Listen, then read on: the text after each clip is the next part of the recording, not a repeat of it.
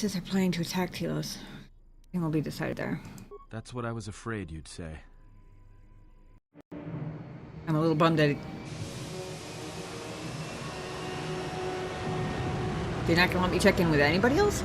Okay.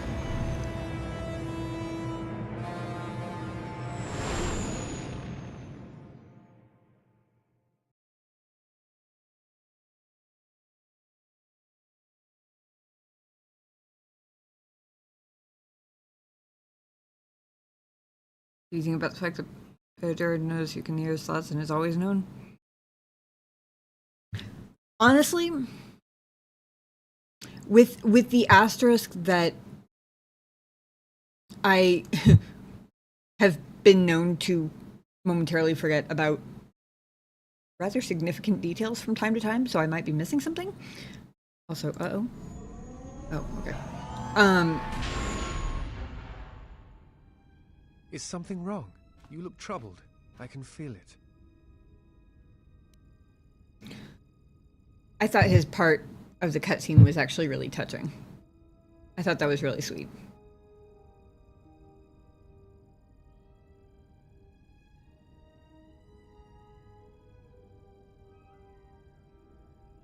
Because I think he even said, didn't he? It's why he followed me. So he never felt the need to bring it up until it was relevant to point it out. He never questioned me about it or got defensive about it or even like took advantage of the convenience of knowing he didn't have to talk out loud to me. Like, that's nice too. Just the consideration to not like be spamming my thoughts with whatever comments he comes up with and just come talk to me like a normal person and only use it when he has to. That's also really nice. I appreciate that. That's thoughtful.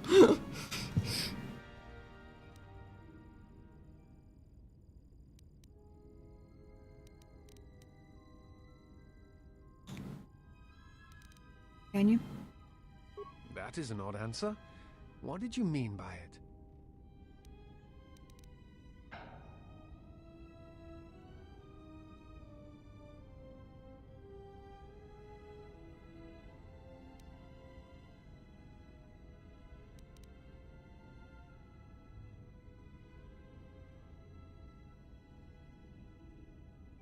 Do you ever wonder why you're with me?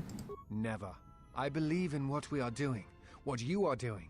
I am here because I choose to be.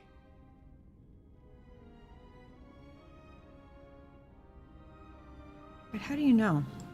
I simply do. There is nothing I can show you as proof, except give you my word. Something happened within the Enclave. What is it?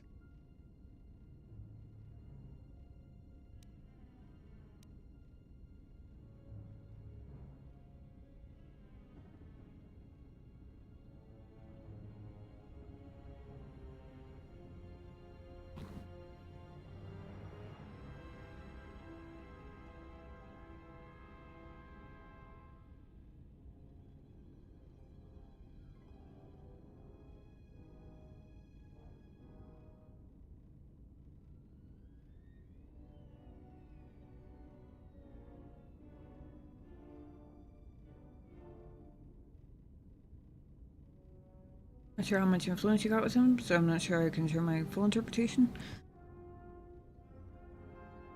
I don't think I'm maxed out. I think I'm very close. I'm like maybe whatever one level below max is.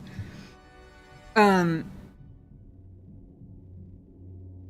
of the problem is that there are a couple of people who I thought I was either really close or definitely maxed out on, who I then had influence failures within conversation. Disciple was one.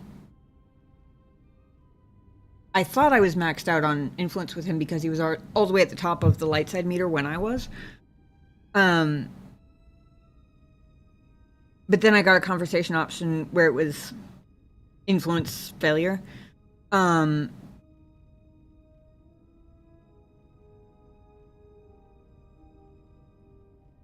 I don't remember if I actually... No, I didn't actually have any dialogue failures with Theodore because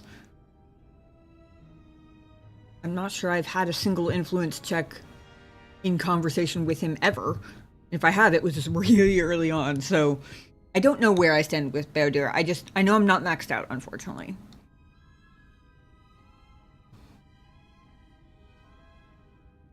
Seems touching, but a dark side playthrough reveals some disturbing evidence for the Jedi's theory on your will dominating others being true. Yikes.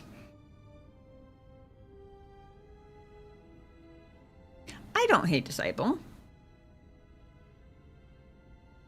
I mean, he comes off a little bit as a posh know-it-all at first, but I mean, no offense to any Brits in chat, it doesn't help that he talks very British. Something about the tone of his voice and the accent combined, until you get to know him, kind of makes him sound a little bit like a know-it-all. But I definitely don't hate him. I like him. Yeah, very posh.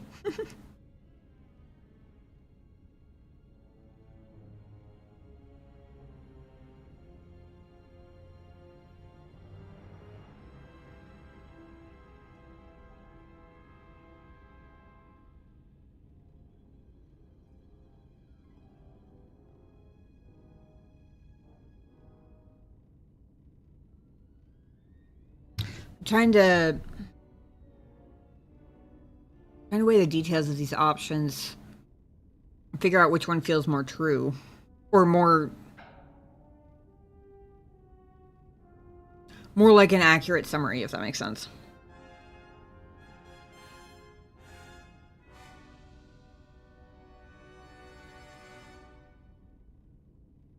Two and three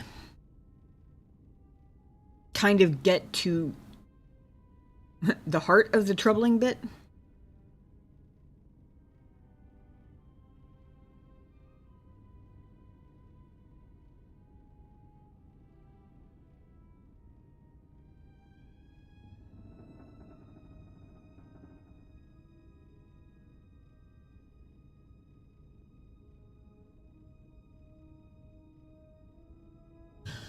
Quick point of lore clarification. Did I actually cause the whatever gravity catastrophe happened on Malachor? Was that actually my doing? Or is that the exile taking responsibility because she feels like it's her fault when it might not actually be?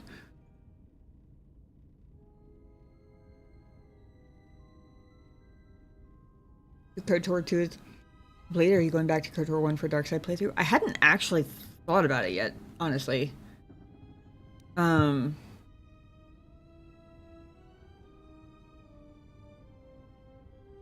Hey Manny, welcome in. You did, yes, you were the general of that raid.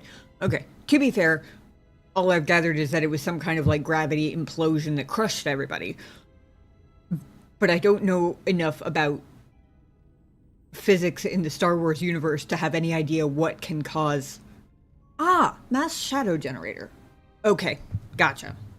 That was the detail I was missing. It might have been told to me, but I didn't... If it was, I didn't know what it meant enough to remember it. Interesting question.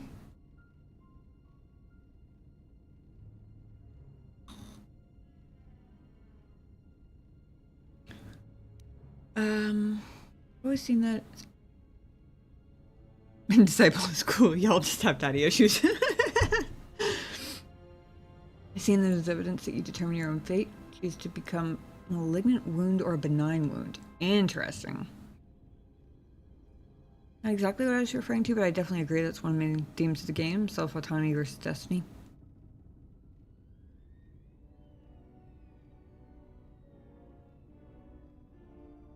Taking responsibility for everyone. Lured everyone into a trap before the mass shadow generator got activated. Gotcha.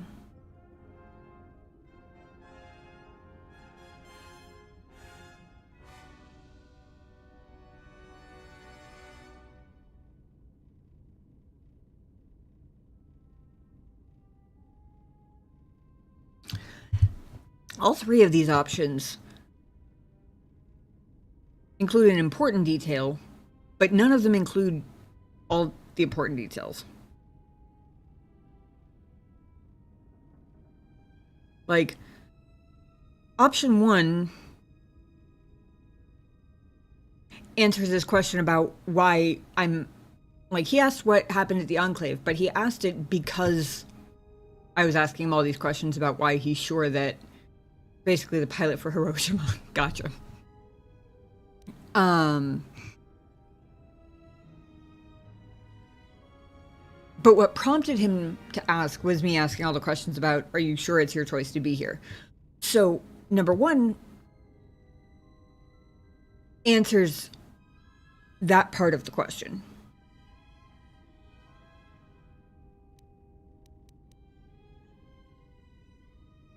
Two and 3 cover technically the actual question he asked, what happened at the Enclave, or what did you learn at the Enclave, I guess.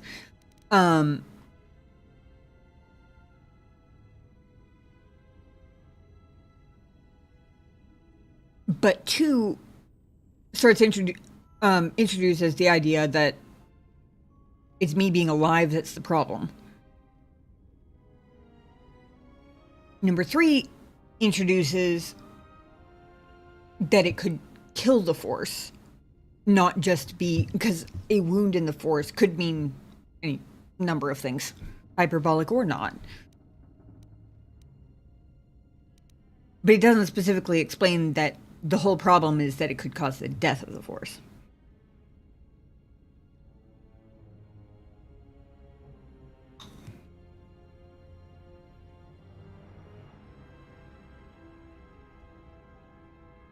Manipulation can be healing, or KT can be domination. Trey says that on Narshta.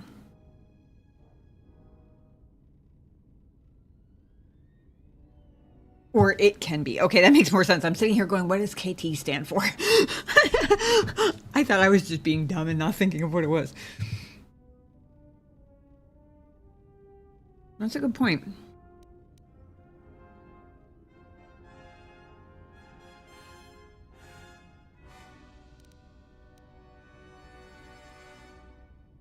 I'm just trying to decide which is the more important detail to start with, because I'm guessing I'm not going to get to come back to the others. I'm thinking 2 or 3.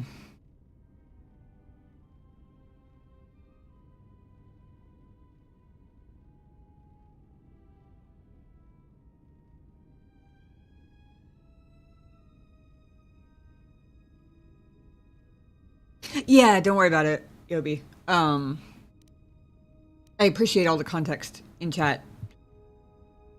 I will say that sometimes I phrase stuff as questions because that's how I'm thinking about it, and I'm thinking out loud to share the thought process with you guys. Don't feel like you have to answer everything, because a lot of them are just rhetorical thinking out loud questions, you know?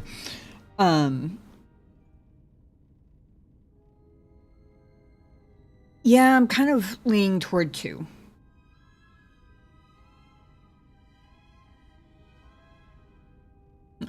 Because it gets to the heart of the matter, but leaves all of the whys and hows out of it, which then gives him the option to ask why and how, and for me to explain the rest of the story, I guess.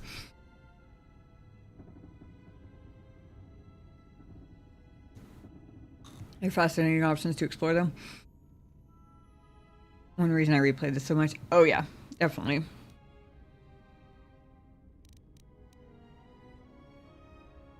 I was a wound in the Force. As long as I live, that wound will never heal. Then they do not understand you. That is the danger of being a Jedi. When one separates themselves from others, chooses to lead a life of isolation, denying what makes them a feeling being, it is easy to make such judgments. And such judgments, I believe, are made in ignorance. There is no danger in what you represent, other than your humanity. You change others, but I do not believe it is due to the Force. I believe it is because you are a natural leader, and because you feel connected to the people around you. Where they look at you and see the death of the Force, I look at you and see hope for all life. And that perhaps a life lived without the Force is not the punishment it is believed to be. I will understand if you feel you must go alone, but I ask that you do not. Instead, take strength from your connections to others. Do not forsake them, as you did in exile. There are others who need to know you. Telos needs you. The planet and all its people are in danger if we do not stop the Sith now. Then the Republic will fall. Admiral Onasi, I have found the exile, and that which hunts the Jedi. The Sith will attack Telos. They believe many Jedi lie hidden on its surface. We are going there now to aid them. Mikal out.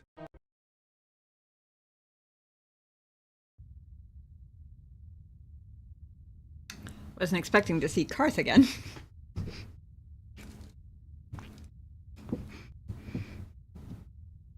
I mean, we've seen T3's hologram memory of him quite a few times, but, you know.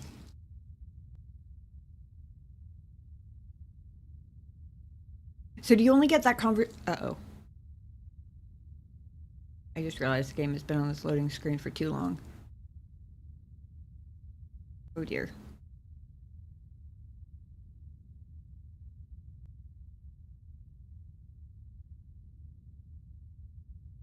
So, what I was about to ask while the game figures out if it's gonna load or not. So if you don't have high influence with him, is it the same conversation? Does he say the same nice things, or is that partially because I built up that influence with him? Also, the writers must have been chuckling devilishly to each other over calling the mechanic influence, given this shit. Goddamn.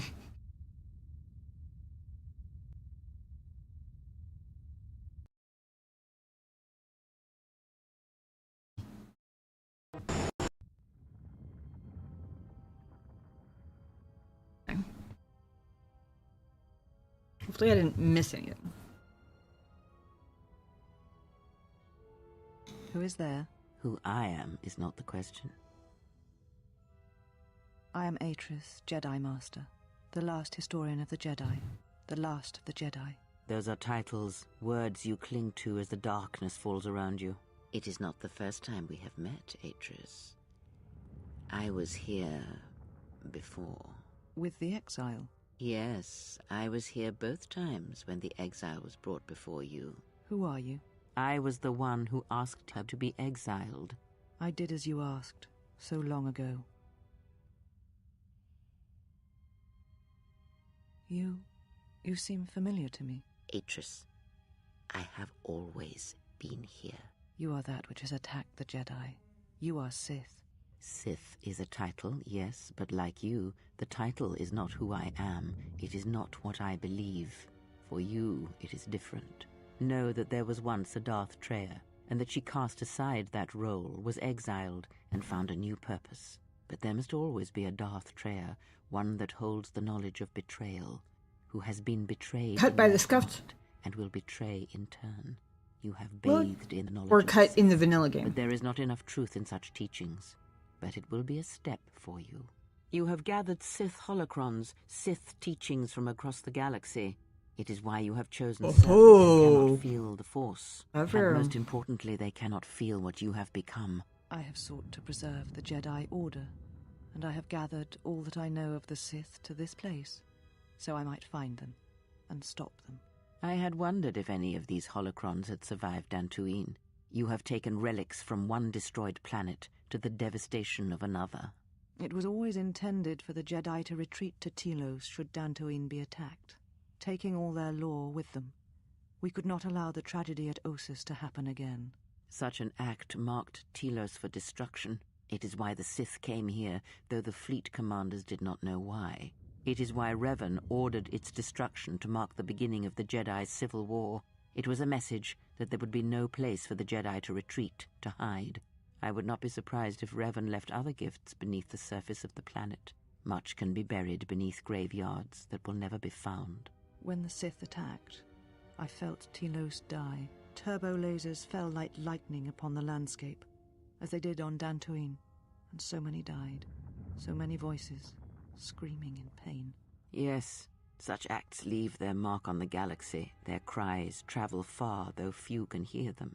How did it happen? Search your heart. It was never battle that called to you, never battle that caused you to fall. Alacor 5 has touched many things, and it casts its echoes still. Why did she betray me? You betrayed yourself. Do not blame the exile. And unlike you and I, there is still a chance that one may be saved. The one that you cast out. Where is the exile? I had thought... Oh, she will come, but it will be too late to save either of us.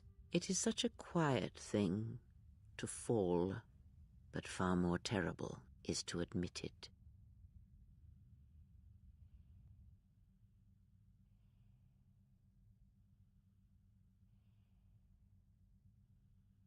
Your mistress awaits. She has much to share with you.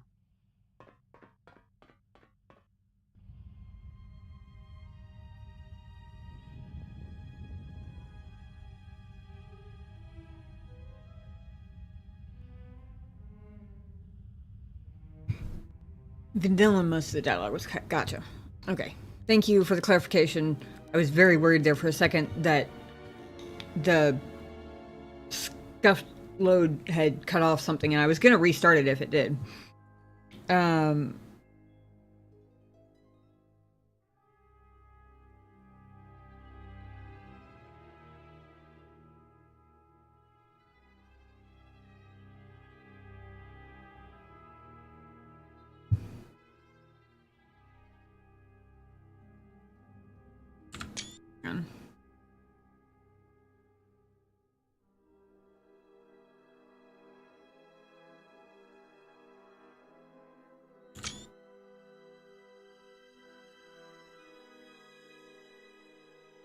I was looking for specifically the lines that... There were like one or two lines that I missed because I had to shift gear from processing to making word make sense.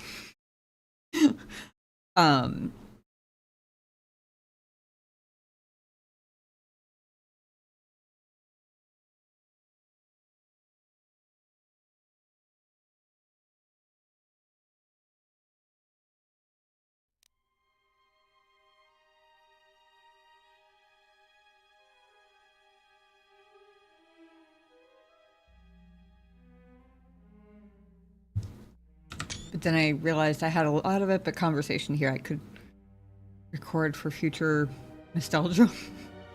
Don't ask me why I do this. It's sort of like a... I have the whole thing on stream, but... I want to preserve the epicness.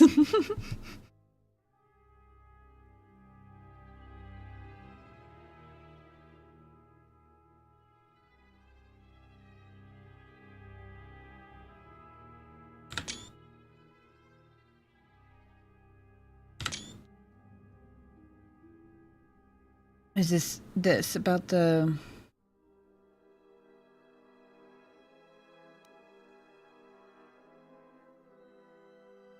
Know that there was once a Darth Treya.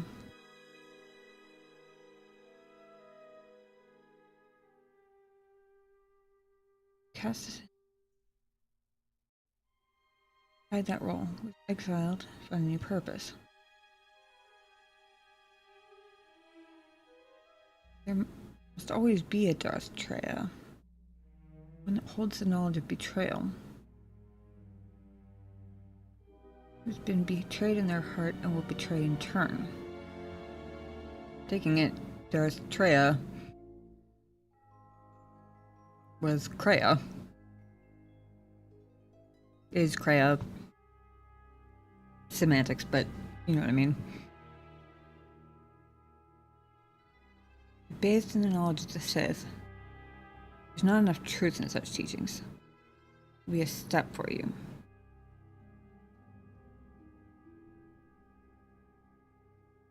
And this is where my brain caught up again.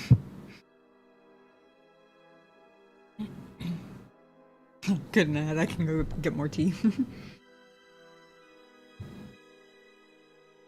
This is what a place. Revan did order the destruction of Telos. Counter us, you liar. I completely forgotten I'm saying anything about that. Even spicier dialogue to come. I think Revan could have ordered Telos to be conquered and Malik ordered the destruction. Yeah, it doesn't line up perfectly. That's fair. I mean, it didn't seem like Revan was ordering the flat-out destruction of much, from everything I've heard. But that doesn't mean there wasn't an exception or whatever. Possible Candace just believed it was Malik without knowing the whole truth. Also that. Candace wasn't exactly privy to behind-the-scenes schemes of the Jedi Civil War. A mercenary by that time and would only know things about the war from hearsay. Destruction of Telos being a message makes sense. Yeah.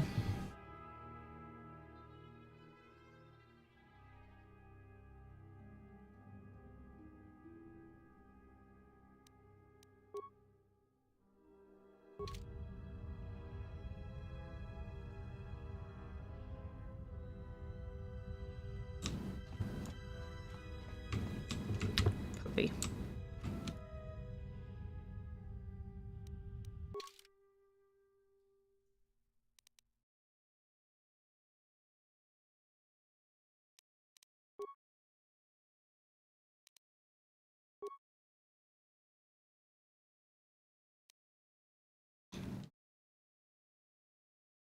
Did somebody say something earlier about bringing...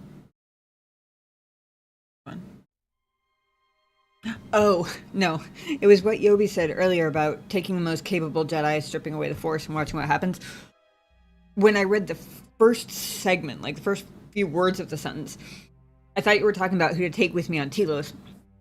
And then I realized as I was reading it what you actually meant, but then I still thought I remembered that somebody said something about bringing a Jedi with me or something, bringing my strongest Jedi with me.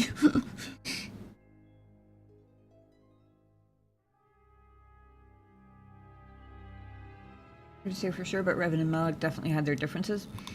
Revan was much more calculating. Revan was still evil as fuck. wasn't about bumming plans by a long shot. Welcome back. Ever.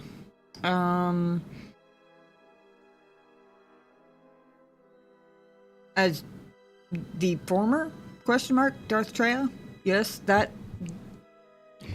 part, and she shed some light on some things that make Atris make a little more sense.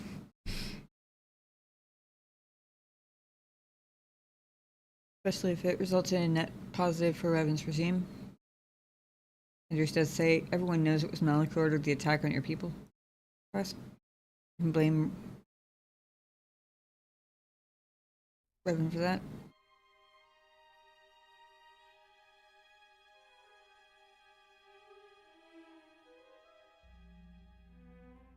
Hugo, welcome in. Accelerationist theory in a nutshell.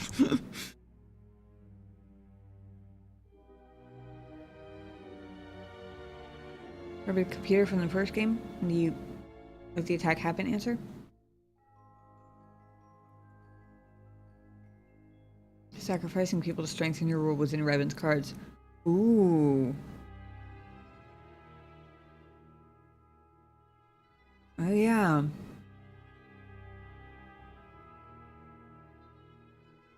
Oh yes, so many things Revan did were quite dark. There was brilliance to it. Strategy in a utilitarian way. Yeah.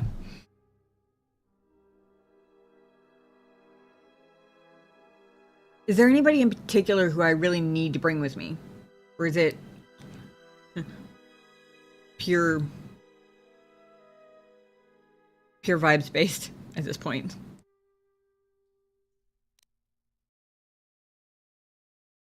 And or are there influence opportunities here? Because you never know. But I have apparently failed. If we're this close to endgame, then either there are more influence opportunities somewhere, or I missed too many and failed my mission to prestige everyone who could be prestiged and create my own little mini Jedi starship crew.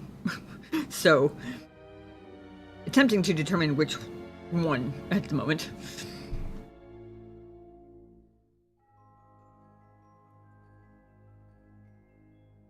It was more like Hulk smash. One in the game, most things will be just whoever you want. One notable exception is the game might force. Haha, I see what you did there, yep. Okay.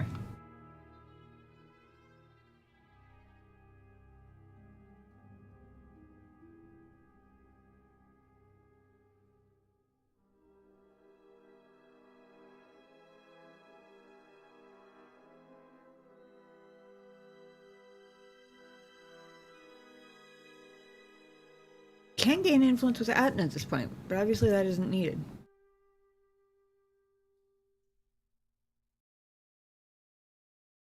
I'm guessing you have to have maxed them out in order to prestige them, right? So the fact that I was able to give Aten a prestige class means that I was correct about being maxed out with him.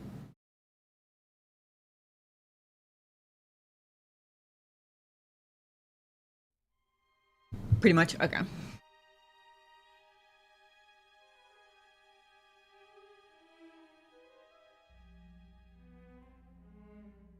I'm debating because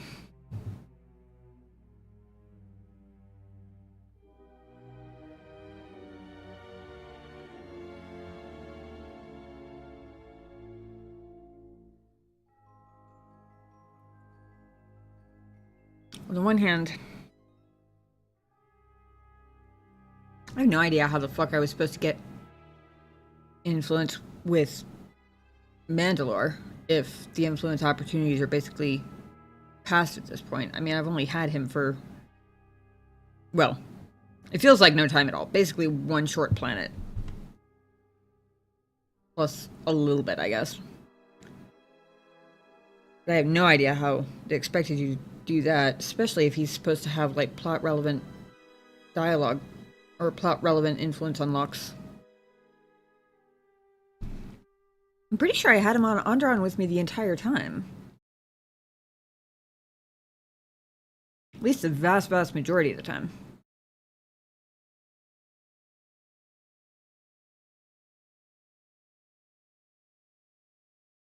Don't really get much for high influence with Mandalore anyway. Okay.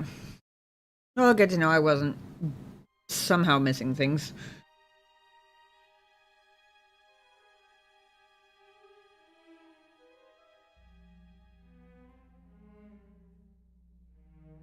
So many good options. Just based on feels alone, I'm already torn between Aten, Beodur, and Disciple. Aten because he's been with me from the very, very beginning, and there's something a little bit poetic about that. Beodur and Disciple because of those really interesting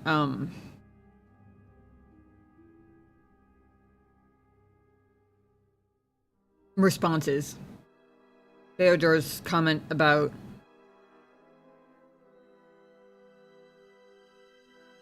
I know you can hear me, it's why I follow you, etc. Very sweet. It makes me want to take him with me. Disciple's whole thing about please don't go alone. Also very sweet.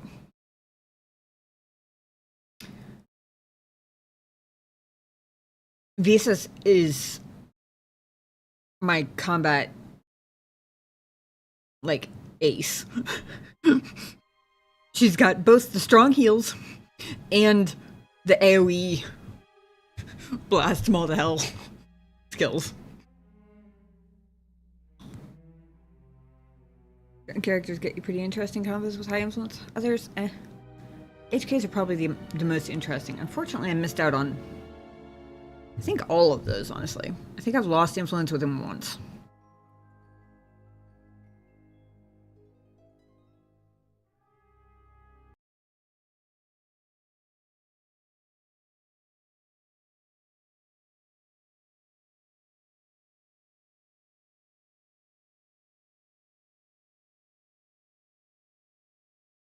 I was going for negative with HK. The problem is it took too long to realize that that's what I needed to do, and then I wasn't taking him with me because I was focusing on other people, and then the game was over. Or getting close to it, anyway.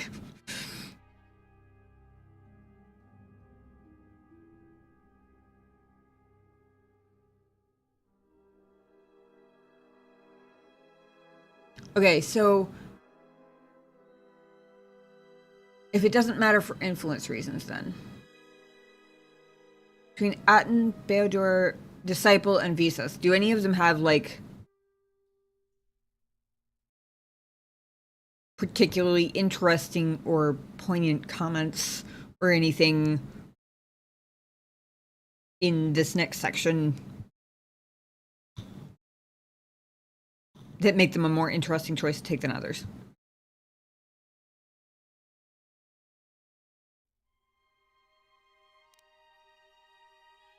Between Aten, Beodor, Disciple, and Visas is kind of who I'm thinking.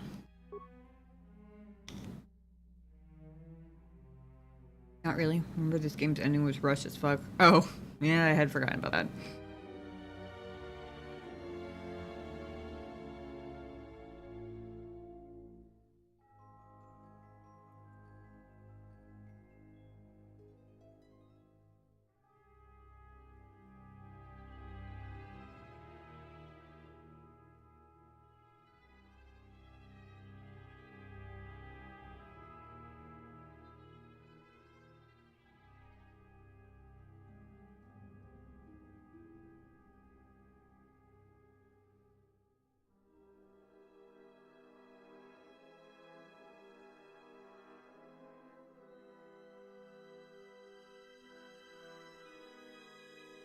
Also, is this going to be an area where I can't swap out companions?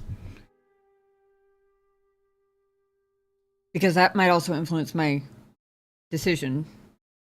Because if they're not going to let me trade out my team, then it means I need to go in prepared for a rough battle just to be on the safe side.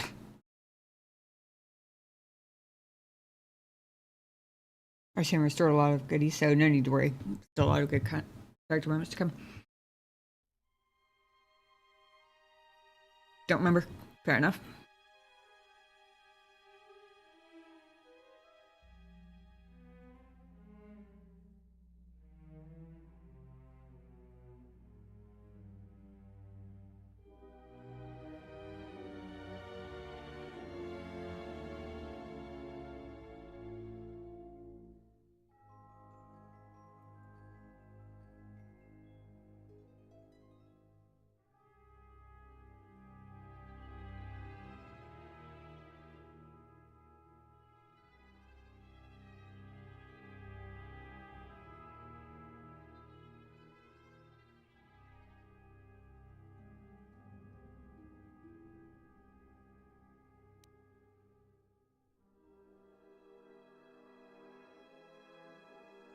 Handmaiden?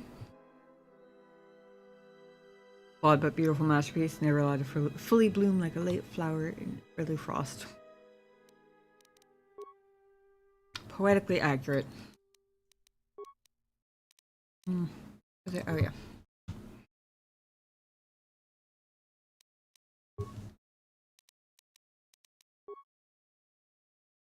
Guys, it's been a hot minute since I saved.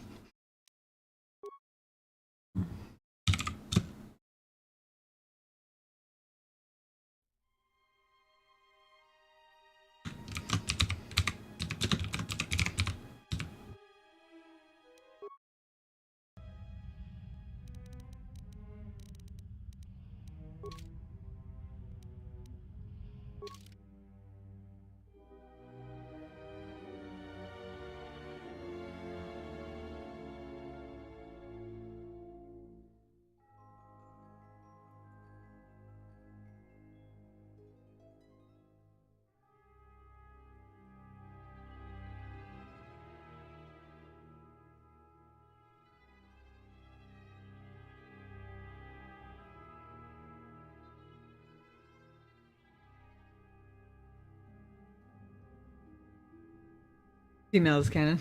I think somebody told me that earlier too. Just Kind of a neat twist, especially for 2004. Actually,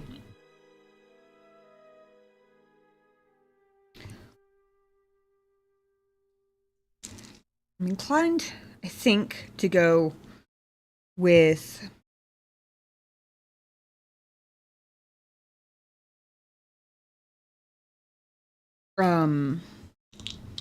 Theodore and Disciple this time.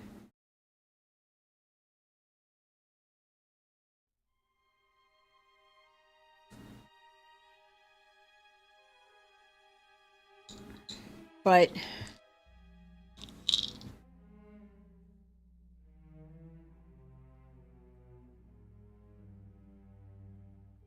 think what I'm going to do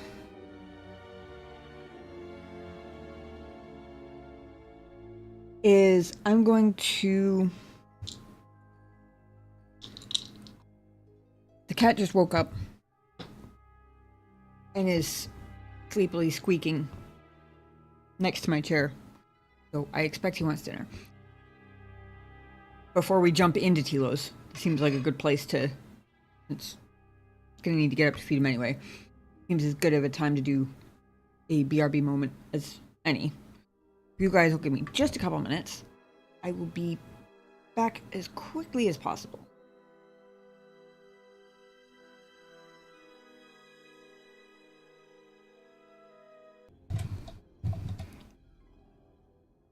And we're back.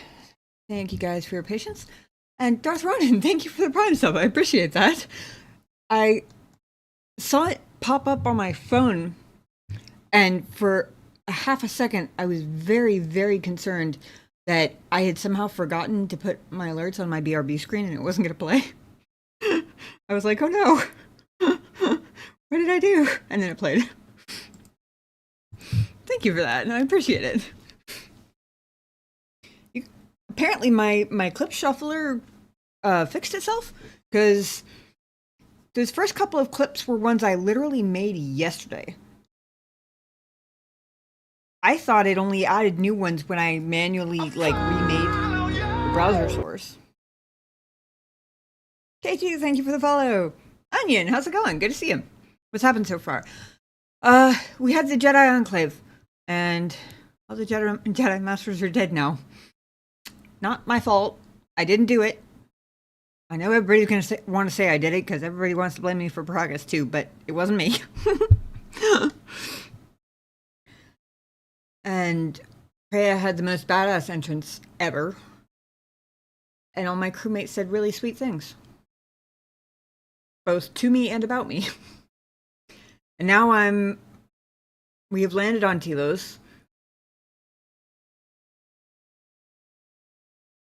I only halfway know what the fuck's going on.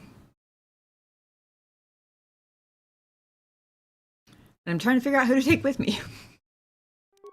I think that's basically the short, rundown version.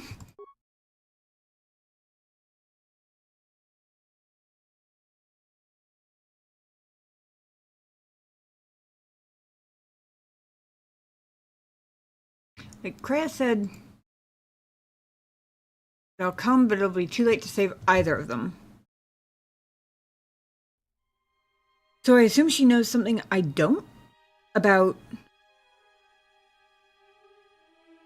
the bond. I assume that she has reason to know that it won't actually kill me then, if she dies.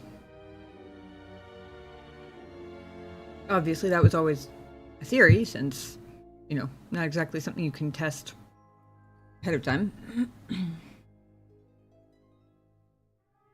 I missed your reaction to Kreia deleting the Masters. Deleting the Masters is a good way of putting it. Holy shit. Yeah, the VOD will be up. That whole segment, the whole Enclave bit, will also be a highlight at some point. But I'm trying to put the highlights out in order, and I'm very behind. The last one I did was our first arrival in Dantooine, which means I'm 2 months behind. It's on my to-do list for this week to get caught up, though.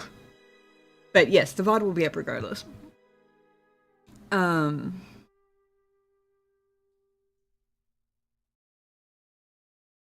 Oh yeah, and hologram Karth appeared again. And I learned both Krea's and Disciples' real names.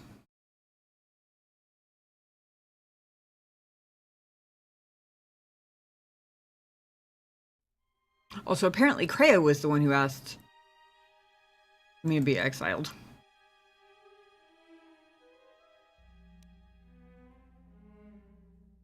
Also, apparently she wasn't lying to me about having made people forget. It just wasn't the entire council, it was apparently just Atris.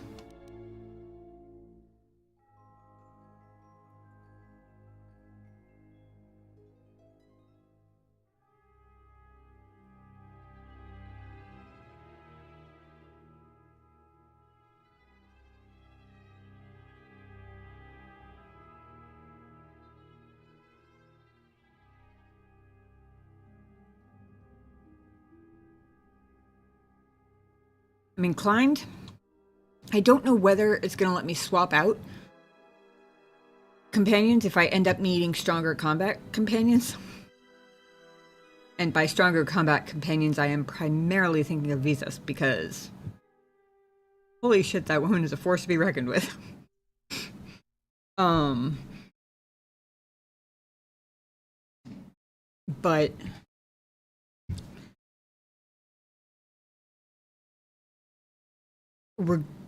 regardless of whether they're going to let me swap eventually or not, I'm inclined to go with Disciple, because we just had that very sweet conversation where he asked me not to go alone. And Theodora, because apparently he's always known I can hear his thoughts. Apparently it's why he followed me. And for some reason that is very touching to me. I find that very sweet. That and, well, the combination of that and the fact that he only is just now bringing it up. Love how Krea points out that applying titles to someone doesn't actually explain who they are. So true.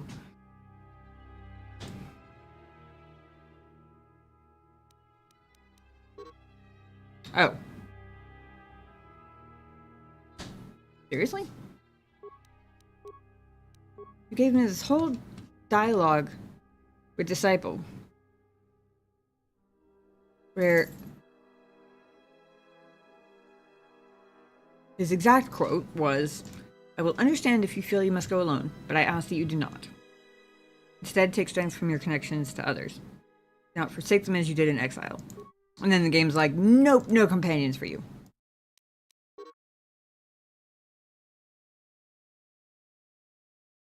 Well, that's annoying.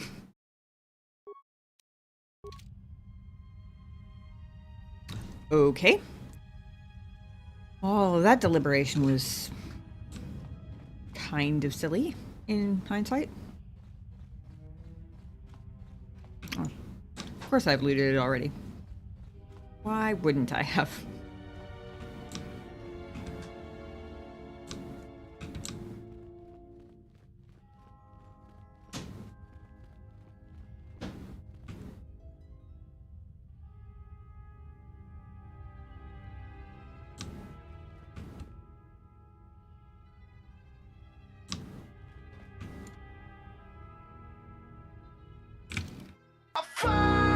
Yeah, thank you for the follow.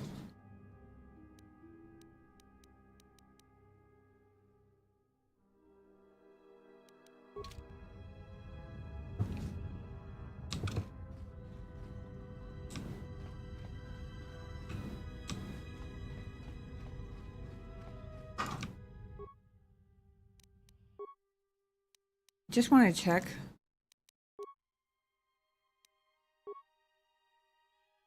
Okay. I just want to make sure, because I knew I had taken my Ardenroot crystal out. But I wanted to make sure that I had actually put it back in again.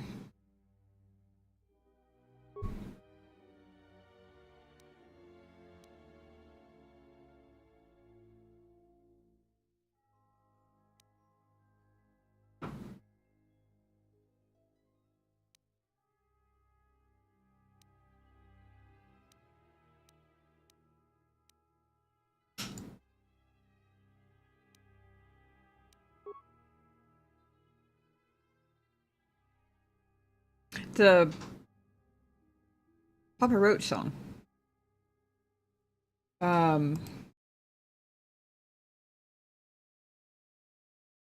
Actually, oh god, this is gonna echo. I caught it. Name of the song? Falling Apart by Papa Roach. It's like the first handful of words of the whole song. Which is why it kind of sounds like it cuts off in an awkward place. Because it kind of does. The full line is, I'll follow you out of the dark, if that helps. But I had to cut it off mid-sentence, partially for length and partially to make it make sense.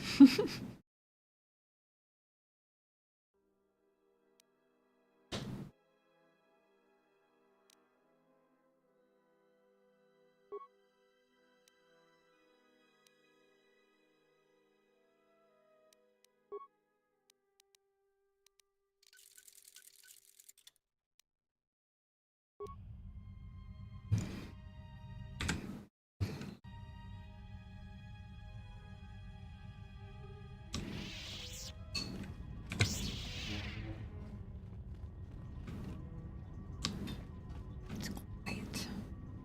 Too quiet. I don't like it.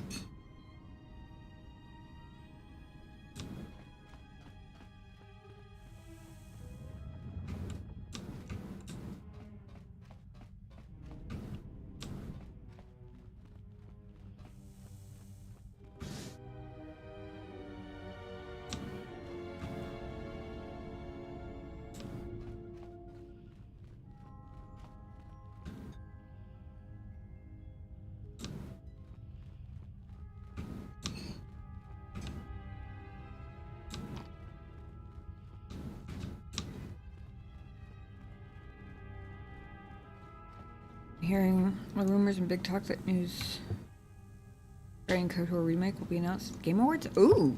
No, I hadn't heard that. When are the Game Awards? That's exciting. That came out sounding sarcastic. I didn't mean it that way. I don't know why it came out sounding that way, but not what I meant.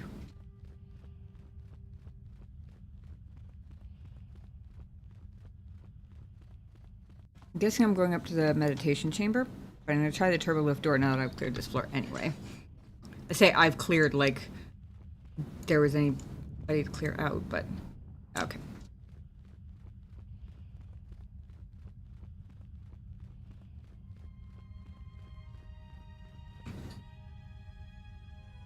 Door's open this time. December 11th. Oh, okay. Thursday. Awesome. That's very exciting.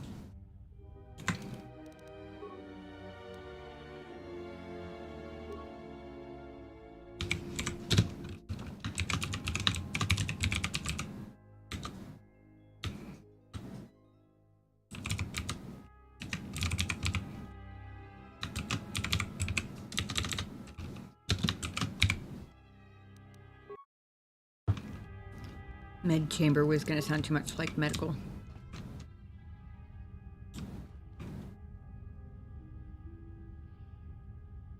I don't know what it is in me that always wants, in situations like this where everything is too quiet, I always find myself wanting to skirt around the outside edge of the room because the center of the room just feels like a trap.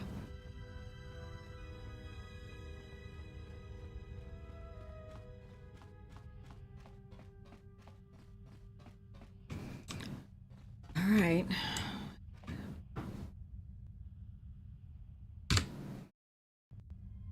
Here goes nothing. She said you would come here to this place. If you think you can defeat me here, you are wrong. All this collected knowledge, all these teachings of combat and the Force, they're mine to command. And if I must use it to end you, I will. Surrender. You need not die.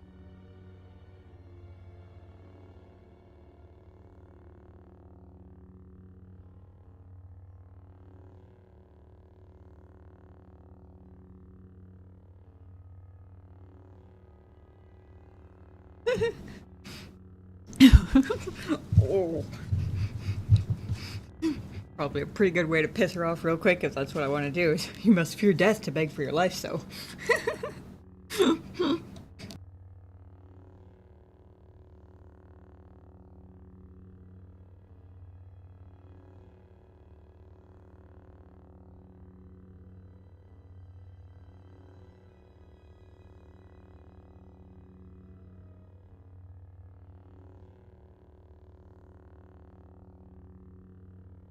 Excuse me. I can't believe Atris. They were fighting one to the death before ever. No, I have a feeling you're probably right.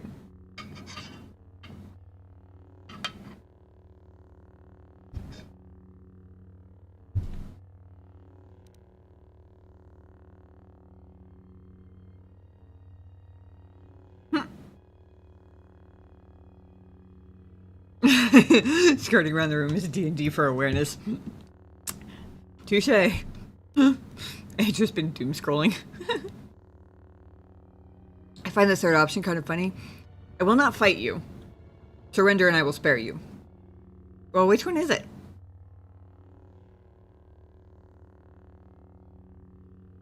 Because there would be no need to spare her if I'm not going to fight her. That one seems weird. Their fourth option is very funny. But I'm also a little pissed off that she's still wielding my lightsaber.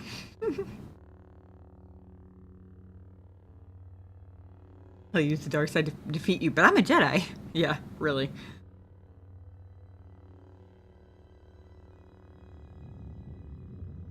That said,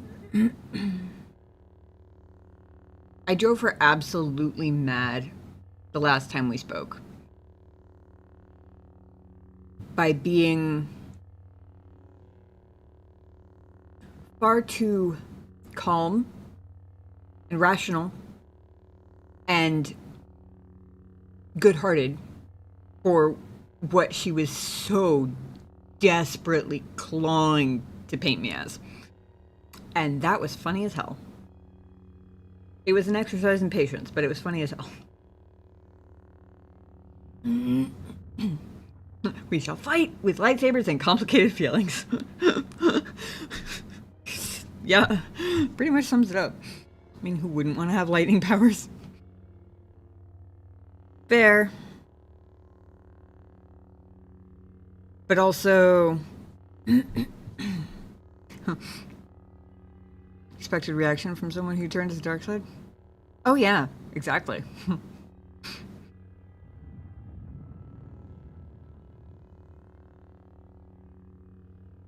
Of course, I didn't quite see that at the time.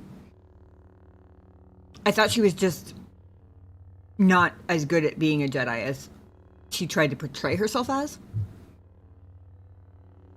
The fact, I think, the fact that she went through the whole conversation with me and kept trying to paint me as the bad guy, it felt more like insecure Jedi desperation than anything that I, at least as the player, have interacted with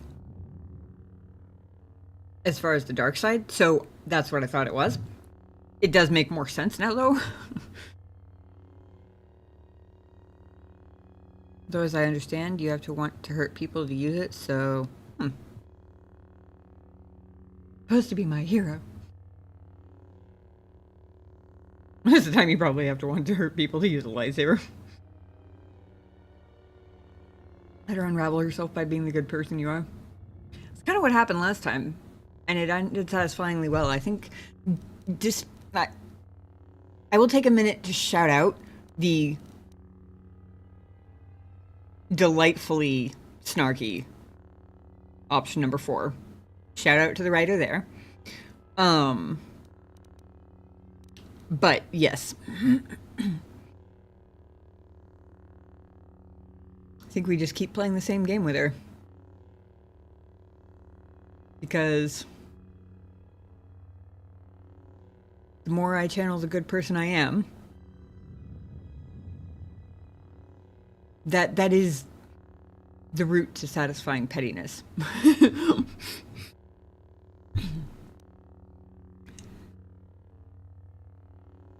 Atris, you've fallen to the dark side. Surely you see that.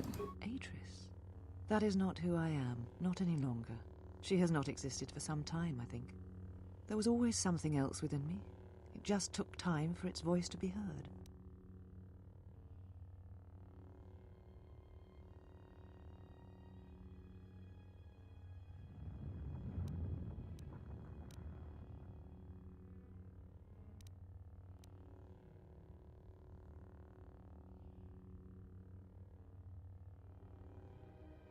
Just kiss her? I mean, or who said that? I got hacked.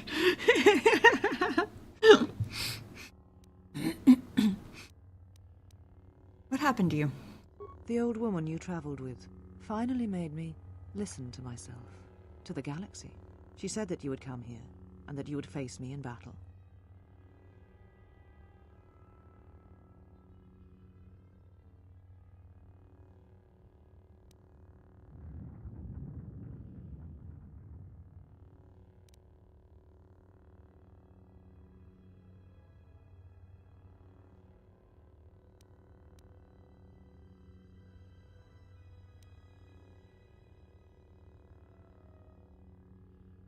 What is this place? All the knowledge of the Sith, gathered from across the galaxy, brought here by my servants, so that I might uncover their secrets, and use them to track them down. But now they have been drawn from the shadows of the Outer Rim, and the only final matter to attend to is finishing you.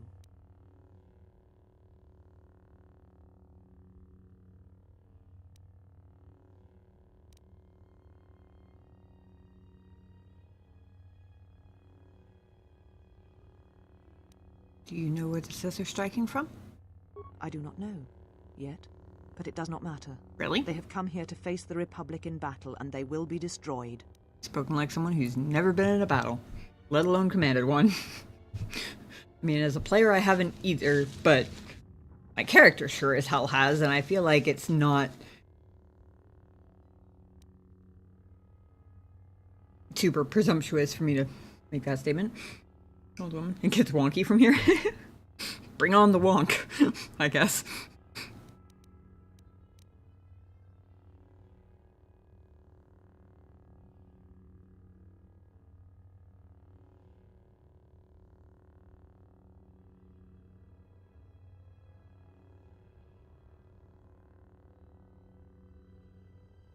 Somehow I feel like she has a mental justification for having placed everyone on the Citadel station in jeopardy.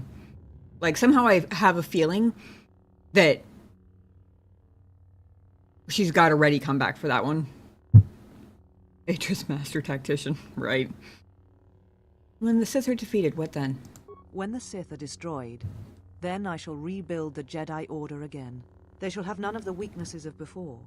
They shall be strong, willing to take battle to any who oppose them and weaken the Republic. They shall not train those who are easily corrupted. No more students that will bring war and hate to the galaxy.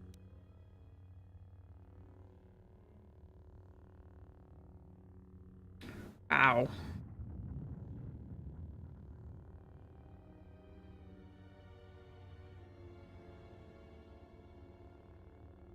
No, they're just gonna be strong and fighters. But not students who actually want to fight. Just students who are really capable of it. Sounds a little delusionally contradictory to me.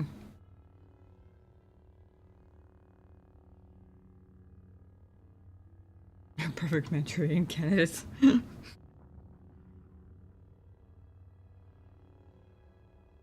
I mean, I don't know whether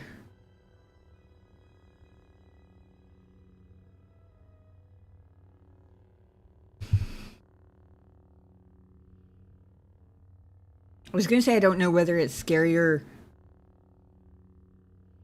that she seems convinced that this is a thing that can happen,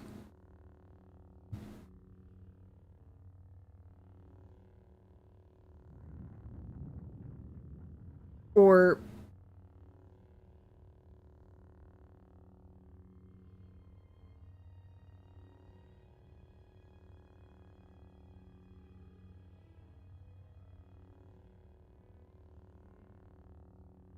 But then I forgot the second thing I was going to say.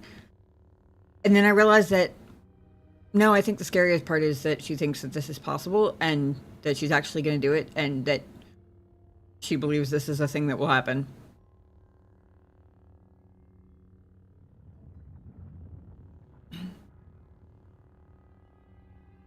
Yeah.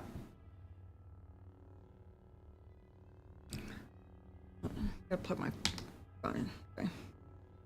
I leave the screen up for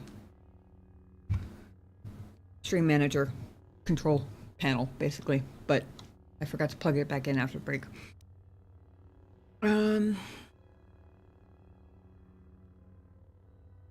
Option 1 is so good. You spent the last 10 years in your room with a bunch of Sith holocrons. I mean, yeah. Yeah. And it seems like had very little real world experience prior to that too. Like, seems like she didn't get out much, so to speak, before all of that. I'm watching too much Fox News.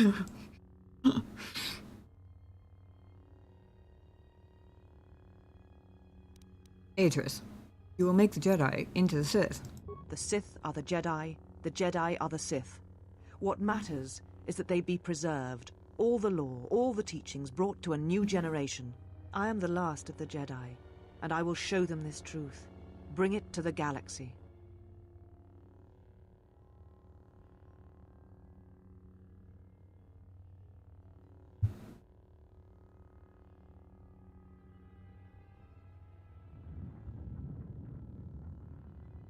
What her job was before.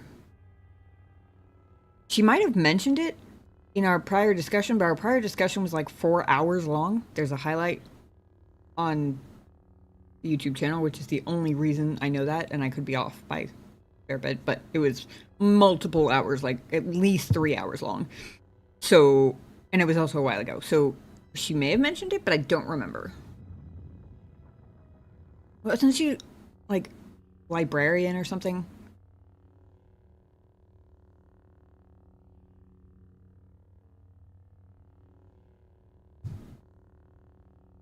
Remember it being, I seem to remember it being something that came up, essentially, yeah. I remember thinking, oh, well, that explains why you seem...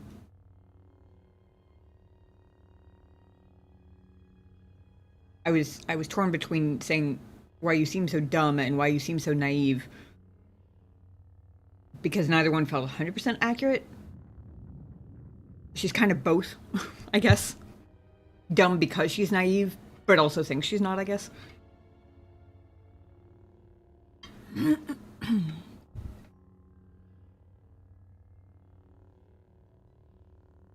Weakness, like when you fled Qatar and Dantooine. I did not flee. I did what was necessary to fight the Sith and preserve the last of the Jedi. And who decided that that needed to be you? And you left the Jedi to die on Qatar. Yes, I sensed what would happen on Qatar. It was I who leaked knowledge of its presence in the hopes of drawing the Sith out. I will not deceive you. I knew what could happen there, but it had to be done to make the Sith reveal themselves. But I did not know the extent of their power, and what that meant for the Jedi. I will not underestimate them again. Holy shit. Okay. I was fully expecting the cowardice.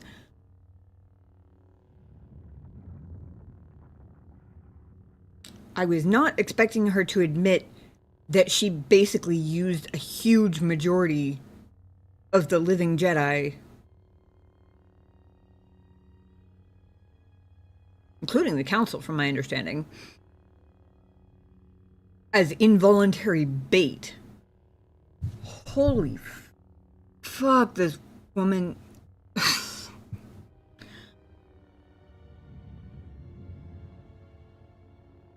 I'm glad I hadn't selected we need to band together, fight the Sith. Partially, it was because I don't think she's in touch with reality enough to have any idea that she needs my help. Not that, like, you know, trust issues and her being determined to be convinced that I'm a villain, all of that stuff aside, she genuinely thinks she can handle it. So it's not a compelling argument. That's basically why I hadn't chosen it before. Now I'm even less inclined to pick it if it comes up again, because good grief, with an ally like that, who the fuck needs enemies? Jesus.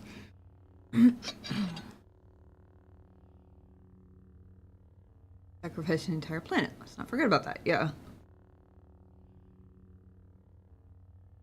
Higher race too, yeah.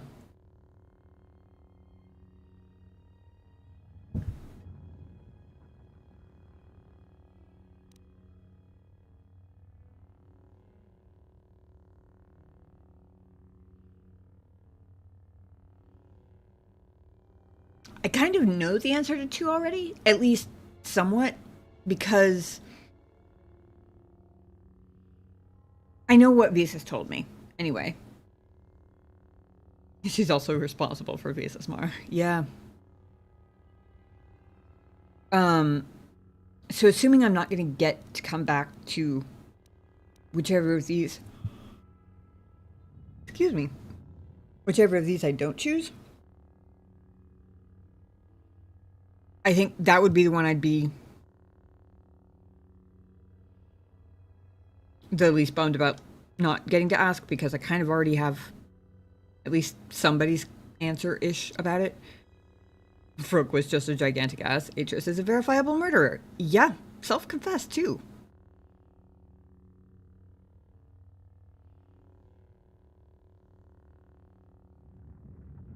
Now I have an end to my previous sentence. I don't know what's worse. The fact that she is so dumb and naive and blind to reality that she thinks she can handle the Sith herself, or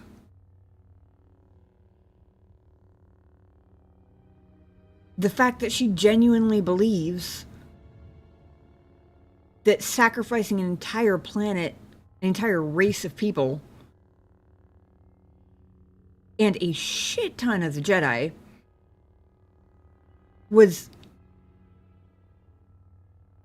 not only justifiable, but, like, somehow the valiant thing to do. Like, a difficult but necessary sacrifice for her.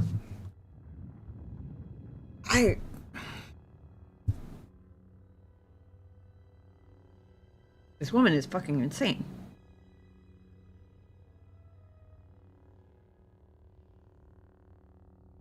Though to try to be a little fair, I doubt anyone would have planned for Visas as master. Yeah, true. But correct me if I'm wrong here. The whole reason that the Jedi, from what I remember from what Visas told me, the whole reason the Jedi were gathering on Qatar was to try and figure out what was going on with the Sith, because they were already being attacked, right? They just hadn't been wiped out en masse yet. So they already knew that there was a significant threat out there, significant enough that they all had to get together on a particularly force-sensitive planet to try to figure it out.